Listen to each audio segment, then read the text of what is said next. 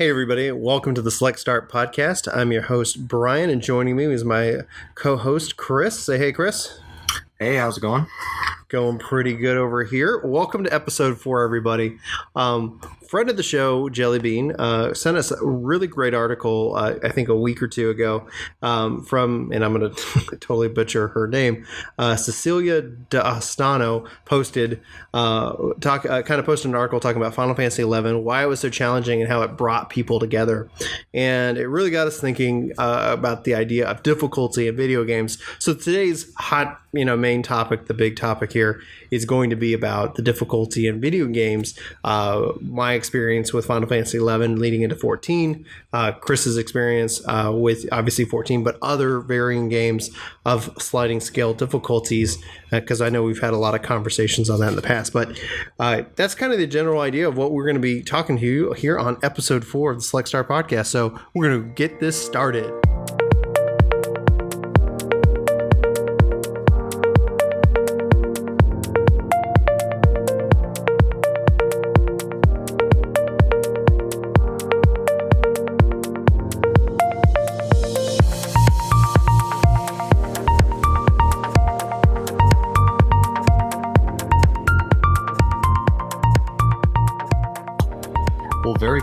Very cool. I look forward to talking about that with you. It has been a week since we've had some real conversation. Is there anything you're playing this last week that you're excited about? It is completely, like, my entire game library is completely kind of changed up in the last week, just randomly. Friend Mark texted me. He's like, I pre-ordered Rise of Iron. I go, dadgummit.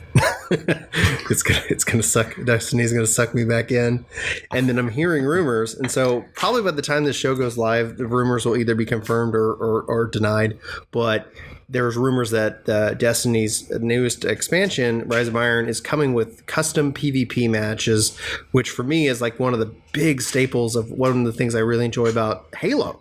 And so it's like I've always felt like this is has been lacking in that game. And so, well, whether it's true or not, I went ahead and pre-ordered it. And so on Saturday and Sunday, we jumped in, we started playing some Destiny, which was a lot of fun. Like, for all of its failures or difficulty or issues, it is such a good shooter. Like, it had the moment to moment gameplay, that shooter gameplay, that gunplay in it is just phenomenal. So that kind of sucked me back in. And so then, in fact, your brothers kept messaging like, hey, we're getting on Overwatch. So I went ahead and bit the bullet and got Overwatch, and I've been playing a healer, which is really cool because it's such a different concept in the shooter. Because I'm like, okay, so I got on with your brothers. I got on with Jacob, aka Cheddar, from Game Night, and he was playing Diva. And so the healer, I've been playing Mercy.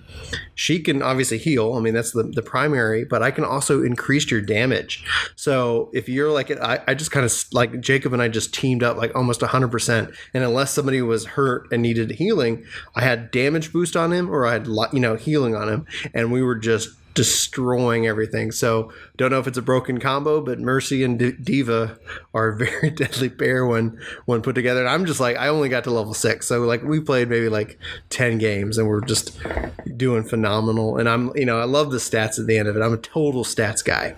So yes, I mean, I'm still working on Setsuka, I'm still working on Pokemon, it's like, but all that's so very casual. So sure. All in all, I don't think I played actually many games this past week, except for getting to have some downtime on Sunday. So that's what I'm playing. How about you?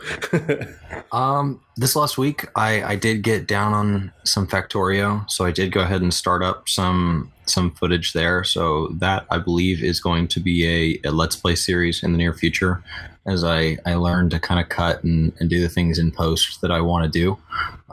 It's kind of it's an interesting game to play, but it has a lot of monotony in it. So when you watch somebody play, there's just these huge lulls between the moments that you're really excited about. And so I've got I've been watching a lot of other series and just kind of looking for things that, wow, I really wish they'd done that better, and kind of learning on that.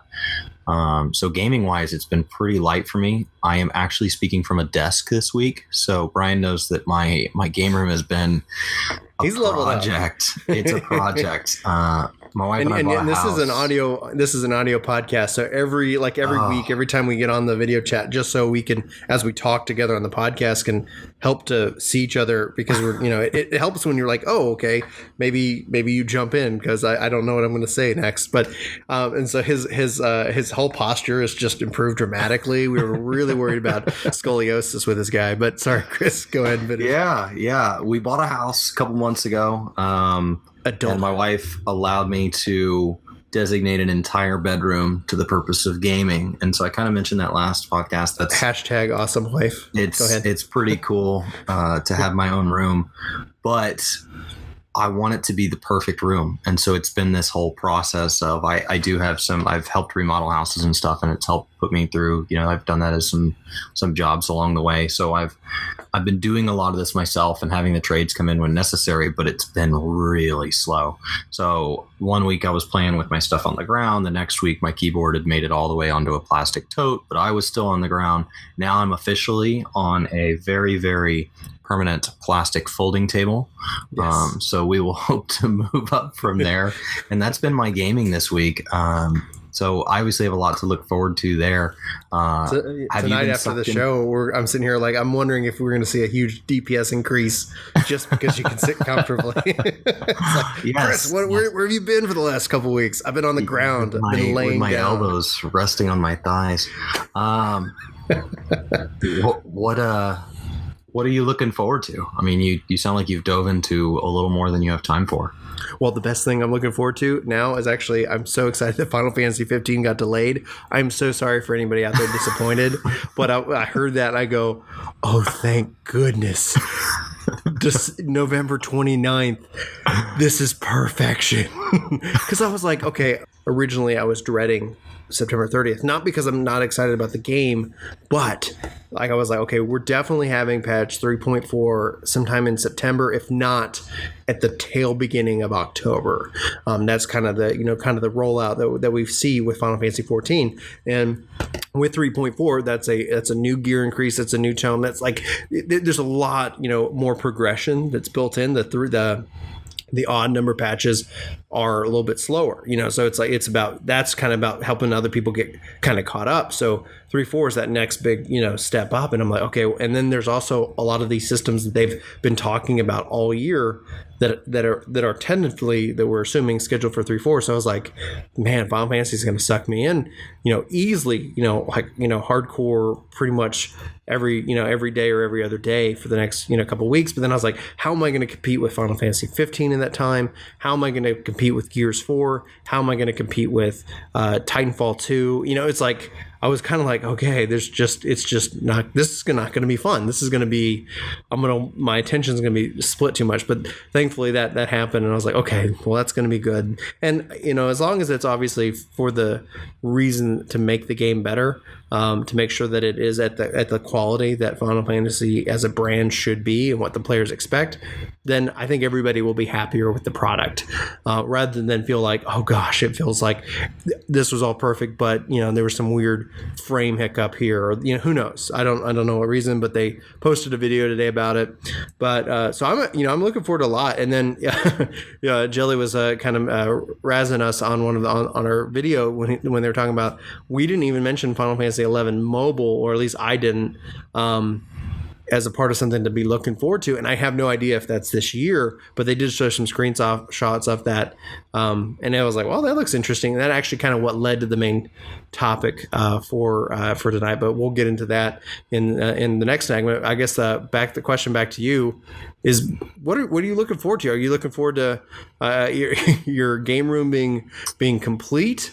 Are you looking forward to getting on some Final Fantasy tonight, or what do you got coming up? The game room is making me nervous because the deadline is DFW's Comic-Con in October. I'm trying to have the room done by then because my brothers are both coming to town. Yeah. And that's just kind of a good completion date. I know you can see behind me here, there is still some exposed studs. So, there's I gasped and then I coughed. A little ways to go because I actually ripped it all the way back to studs to get some insulation, do some pre-wire in the walls, and really just do it up way more than it should be. over improve in all the ways I've ever dreamed of. And I've gotten sucked into No Man's Sky. And That's the crazy thing is I didn't buy it. I'm sucked in just watching people play this. And it is a truck driving simulator in space. That's all it is. It's Elite Dangerous without the beautiful combat. It's EVE Online without a balanced economy or any form of multiplayer. And it can just put me in a trance. And I just sit there and watch these people play it. And I'm like, oh my God, I got nothing done tonight. Between that and the Olympics right now, there's nothing happening in my household. I'm like, well, I should have ordered a second pizza because let's be honest, I'm not going to cook tomorrow either. So that's kind of where I'm at. I'm just dropping into these time sinks. So any particular like streamer or a YouTuber that you're watching specifically that you enjoy? No, and honestly, I'm really not enjoying the ones with more than 5,000 or 6,000 people. It gets to be a bit too. I really just want to watch somebody play and listen to them commentate. I don't want 1,000 dings of donations, and it's a whole network production. Yeah. So, I guess so. I guess this would be a shout out for any small YouTuber out there or Twitch streamer who's playing the game. Send us a note for this for you, and maybe Chris will check you out if you're small and if you're not being hit by thousands of dollars of donations. Yeah, you poor miserable people out there. Absolutely. It's just it gets to be too much of a production. It gets to be. I just want somebody to sit there and just shoot the breeze in a room alone, flying a spaceship in a random direction. That's all the game needs to be. It's a beautiful walking simulator. That's all it is. It's just like you're playing a simulator of a guy sitting at a desk, watching a guy sitting at a desk. Watching a guy sitting at a desk. What was was it like who did it? Was it a Family Guy or somebody like where eventually, or no, it was I think Jimmy Kimmel, where it was like eventually God's like just watching somebody stream. Your brother's hit it best when he said he stopped playing simulators when he realized his sim was cooler than him. Yes. He decided that was time to get outside and do a little more with life. Do something. Yeah, that's such a Brandon quote. His sim was having a lot of fun. Like he had like a mansion. He was living it up. Oh yeah. Living the sim dream. Absolutely. Making whoopee. It's like a moment of silence for Sims Online. All right, let's see here. Okay, so on to our main topic for today, and it's difficulty in video games, and where is that balance, and is it even something that we can get back? I've got a couple of ideas, at least an experiment that I would like to see specifically. But anyway, so Cecilia wrote that, regarding especially Final Fantasy XI, it was brutally challenging. And for those out there, like I didn't play EverQuest, but I had friends that did, and it was also that brutally challenging. You die. Death is just like it's the last thing you want. You have to run back to your body. Like somebody could loot all your cool stuff. In Final Fantasy XI, you would level down, and it was especially the worst when you got like specific, armor that you were like, oh, finally I can equip this. You level down, and it's like, nope, can't equip it because I'm not that right level. And then, oh, I don't have any of my old gear. Okay, I guess I have to go spend lots of money. It was brutal. Like there was this fear of death, and you would, and because of that, like, and so kind of her main point is that it bonded people, because you were not like this person who could go off and do whatever they want. Like doing that was suicide. Like you would run out and you could try to go beat this lower level monster, and he would destroy you. Like it was meant that the game expected you to be at least with like 5 other people, and just to get places. And so there was a bonding that happened. Like it was kind of almost through that shared experience of suffering that players like really came together. And one of the things that, and the reason I bring this up is that there is sometimes this concept, this bemoaning of this day gone past. Like, Final Fantasy 14, it really, kind of holds your hand. It directs you. It tells you where you need to go and how much of X you need. And and I actually I like it. It's so much more easier to get into, especially as an adult. So when I only have, a couple hours a week or, a night to play a game, am I spending that time trying to get a group together to go do something, or am I just going to go do something and enjoy my time? And so there, she was talking about they've moved into 14, and yes, 14 has some very challenging content. It's not that we're saying that 14 doesn't. It's just saying and I guess the point that I'm trying to make is, and this be kind of a question, and I'm interested in your opinion, Chris. Is the age of these games being so brutally difficult, especially when it relates to an MMO, are they behind us? Will we ever see a surge, like it has? And I mean a surge in a game comes out and it's commercially successful and viable for a long period of time, because we've seen some games launch that were like, oh, we're going to be brutally difficult. And then within a couple of months, it's like, never mind, we're relaxing that policy because, it seems like maybe players don't have that attention span, or they don't have that ability. I don't know what the right term is, so I'm going to throw it to you for your kind of thoughts and on this topic. I think you can look at the trend of games like World of Warcraft just from its sheer longevity. People like to reminisce about Vanilla WoW being harder. It wasn't harder than current content. I've watched current content. I've read about current content. I've even played some of the relatively current content. It wasn't harder. Once you could push through a certain level of Molten Core, it was just doing it over and over until you got the gear to push further. It was a grind. It wasn't hard. And there's a difference. So I think first and foremost, you have to separate that difference. Now there's what's called community epics. They're welfare epics. They're just given to you for just showing up. And you go into these group finders that are meant to be scaled down so much that they're forgiving, and they're forgiving to the point where people have learned, hey, 6 of us not doing anything doesn't affect it. I want to be one of those 6. Next thing you know, you have 18 people sitting at the entrance doing nothing in a fight. Just trickling along, chowing down on a Subway sandwich, face rolling a little. And so to take away the grind took away that joy, but the grind itself was also this huge hurdle. Like the big guilds were always filled with whores, homeschool or retired. That was your option. That's what that stood for. You have to be in this homeschool or retired group to make the elite because the grind's so hard.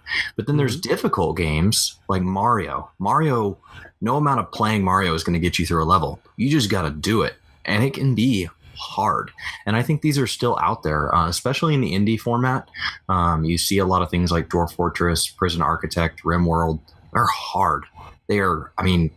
Dying is fun, and it better be, or you're going to quit. And there's plenty of grinding games out there. I mean, even just as you look at like the popularity of clicker games and idle games, and if you want to grind towards an objective, let's grind. I think it's just really easy to look back and say things were better when. And I think it's a natural human kind of thing. It's that you tend to somewhat idolize the past. Yeah. Because I think, and it's a good thing, and part of our psychology, like we'll start to tone down like, oh, it wasn't that bad. You start to kind of forget some of the bad memories. I remember quitting Final Fantasy 11 multiple times, and because it's like, okay, I was on tonight for 4 hours and nothing, and I couldn't do anything, and I was a healer, and there was nobody, like couldn't get a party, nobody was doing this, and it was just like, okay, why am I playing this game?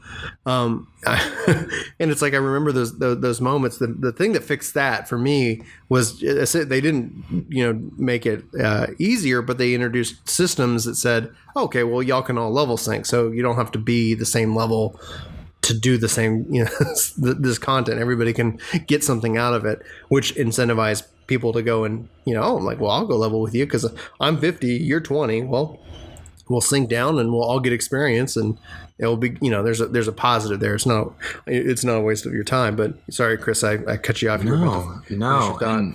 And looking, and as you read Cecilia's article and stuff, it kind of points to a couple of different things. I don't think what you're really missing is difficulty. I think what you're missing is community. Now, community came in Final Fantasy because you couldn't do this without them, but community came in Diablo 2 from bartering.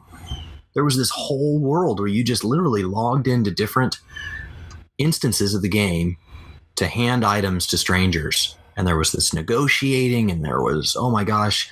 I mean, it was kind of like that guy that turned a paperclip into a house. Like, I just took these 3 crappy runes I had, and I turned them into this better item. Meanwhile, like, my brother sitting next to me on a computer is like, yeah, but I just went and ran meth, and I have that very same item now in the same amount of time. And so it was always, I think that's what the game might be lacking now. I can play Final Fantasy, and I can run Dungeon Finder and never have any interaction with another human being, even if I'm in a party with other human beings. The only things that get typed into chat are negative. You know, you suck, I ran meters on you, you suck. And it's just it. And so it takes away that kind of, hey, let me help you. And I don't know how you get that. Occasionally you come across a person like that, and those end up being friendships that you have for, it'll span multiple titles. Yeah, those still exist. I've met a lot of people, not just in Final Fantasy, but even on Xbox. It's kind of that attitude, and it's difficult because you kind of do put yourself out there. But as some, and I couldn't agree more. It's that how to develop these communities so that more of those type of characteristics come out in people, and less of the negative. You're slowing me down. You're because like if you look at it, like outside of the difficulty itself, is that if you look at it, the reason why that they came together is because everybody needed each other. The negative comes out is that when the impression is that you're hurting the group, because there could be easily just as much negativity like in 11 or in these other games when like, hey, you're like, imagine if like I'll use because that's my experience from 11 is that you get a group of 6 people and you're going out and leveling, and one guy's like, you know what, I'm going to stay here and soak up XP, but I'll be back in 2 hours. Thanks. Well, then immediately everybody's like less efficient. It's going to take more time and more effort. That would be the kind of almost the equivalent of the impression that people get. And I think that in and of itself is not an inherent flaw in the Duty Finder. I love it. It said, I want to get on. I want to, there's 2 people. Well, let's feel this without having to go and sit here and shout for like, hey, does anybody want to run this specific thing? And you can still do that. And there's still that happens, but it allows you to kind of go in and do that. And so what I think it is that people kind of think on that the Duty Finder is their personal, like, hey, I'm here. Y'all are all going to be having the same exact, and y'all need to have the exact same goal that I have right now. And I've run into that where like if I'm a tank, it's like people are like, hey, I need you to go like 1,000 times faster because this is the 30th time I've run Brayflock's long stop. And I'm like, dude, this is, that's fine. I'm going to go at the pace that I'm comfortable with. I'm not going to, the healer's new, undergeared. You're in Duty Finder. You're queuing up solo. And you're a DPS. I don't need your attitude. It's like people kind of have that sense of it.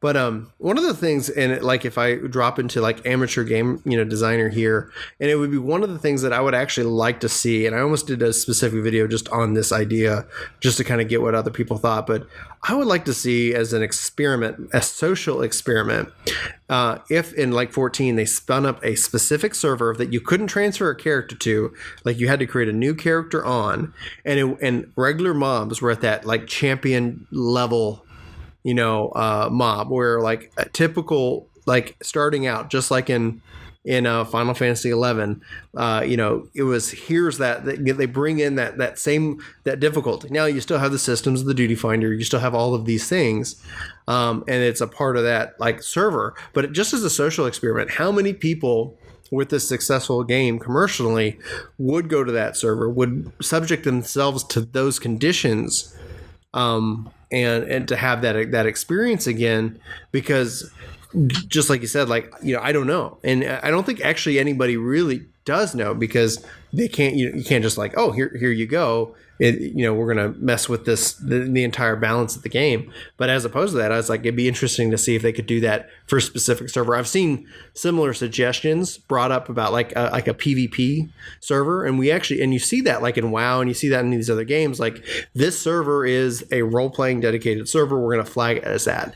This server is a PvP, open server, and this is a PvP, but you got to challenge. They have those kind of general conceptions so that you as a player can go, okay, am I okay with that as a rule on that world? And and maybe they could make that, in this case, that hardcore server where level downs are back, where this and this and this, and it's just to see like, is the population there even sustainable? I would like to think that it would be. I know there's a lot of like 11 players that play that game because of that. They have that community and they have that like challenge, and they work together, and it's that social aspect that keeps people going. It's a big help. Like, I've said it before. I've said it on other podcasts that I'm on and things like that. But gaming is such a community conversation. It's such as that I think a lot of people kind of forget that sometimes. But it is about whether you're playing a game solo or you're playing a game with friends. There's that conversation that goes along with it, both online and magazines, and back when we were kids on the playground. And now I guess you can kind of consider that the water cooler Netflix conversation. Hey, what is going on in pop culture that we all have an opinion or some kind of experience with that we want to share and we want to learn more about? But that's just my 2 cents. Any thoughts on any more thoughts on this topic? No, I mean, I think you really hit it all there. I think the big part of her title is Final Fantasy was so challenging it brought people together. It's the result that it sounds like she ultimately was looking for. And so it doesn't have to be through challenge. It can be through a bartering system. It can be through, right now, the deep dungeon, everybody has to go zone to the same area, and it's a huge pain, but there's people there. And so it's just human interaction that I think games need. It's just keeping people playing together. It doesn't matter how it does it. Difficulty on its own, for every group it brings together and their tight-knit friends, there's somebody else that quits the title. And that's arguably the wrong direction, and especially as a business. Right. But the other thing to keep in mind is, as people complain about games, if they take the time to complain, your game is worth playing. If your game was so bad, if it was as bad as people make it out to be in forums, they wouldn't take the time to post. They would just move to the next game. I mean, I looked at the fall lineup. It is so shockingly long, even just filtered to like one platform. There's a lot of great games coming out from great developers. And that's if you don't throw out things like indie or first time. I do not need to take my time to review you. I'm reviewing you because I care, and I think you're doing a lot of things well. And I wish just this one thing was in my perfect world, who has no ability to create games or program or balance a business like you have. So I think that's interesting. I think that with that, it's probably time to wrap up. I think we both had a great week. I wish I got to play some games with you guys. My brothers have been trying to talk me into hopping over with you guys. I just haven't pulled the trigger. Yeah. It sounds like you're having a blast. I really look forward to next week and seeing what we're talking about. I have been excited about this topic since you kind of sent it over to me from Jelly yesterday. So I don't know if you're ready to clue in kind of what we're talking about next week. I haven't thought of anything, but I know you're talking about possibly bringing on some other people, maybe. Well, yeah. So excellent kind of, I guess, segue into some of the stuff that we're working on for future shows. So for those of you who are familiar with any of my work in the past, especially before Eighth Right Radio, I've worked with a guy named Danny, and he was a co-host of mine on the Crystal Core podcast. And so I've been talking with him about coming on and doing kind of this, just a really in-depth kind of almost an AMA where we really talk about what was going going on behind the scenes with FFXAV Core, the website, with the podcast, the devastation of obviously the failure of 1.0, the excitement that led into 2.0, and just talk, just get caught up with what he's been doing as well. And so working with him on that. And then I've got a couple of friends I'm talking about who, one of them actually worked on some of the DLC for Borderlands 2 specifically. And so we actually worked together, which is really fun. And so we were talking about having him come on the podcast and kind of talk about more in-depth DLC gaming, the business side of it, a little bit, just details and things like that. So those are two things that we're working on for the show. I don't know if that's going to be happening in the next week or two, or if that's going to be what we'll be trailing out further in the future. So that's kind of what's coming up. And kind of with that, because it's time for us to go play some 14 together, get you some more of those dungeons knocked out, and now that you can sit comfortably, it'll be good. But for those of you who are watching on YouTube, thank you. Feel free to leave it in the comments, especially if you have any opinion based off of what we talked about with difficulty and community. For the game. If you're on listening on iTunes, thank you as well. You can always go check us out on YouTube. If you're on YouTube, you can always subscribe via iTunes, blah, blah, blah, blah, blah, all the various things, as well as SoundCloud. I think that's actually kind of where the audio is hosted for the podcast. So feel free to leave us a comment. Let us know what you think.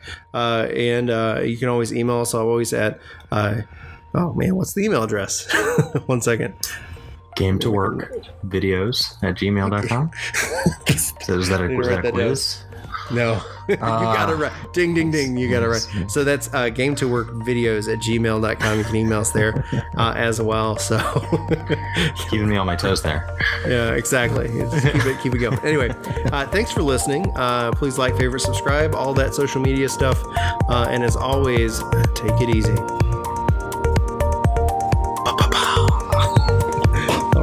And hitting stack.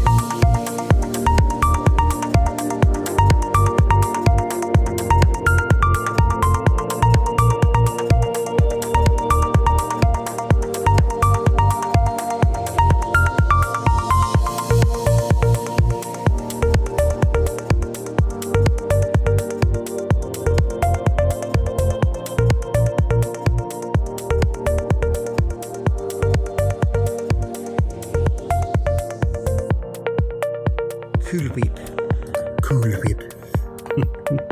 Now you're just being weird. Weird. There's no H in that. What? Okay.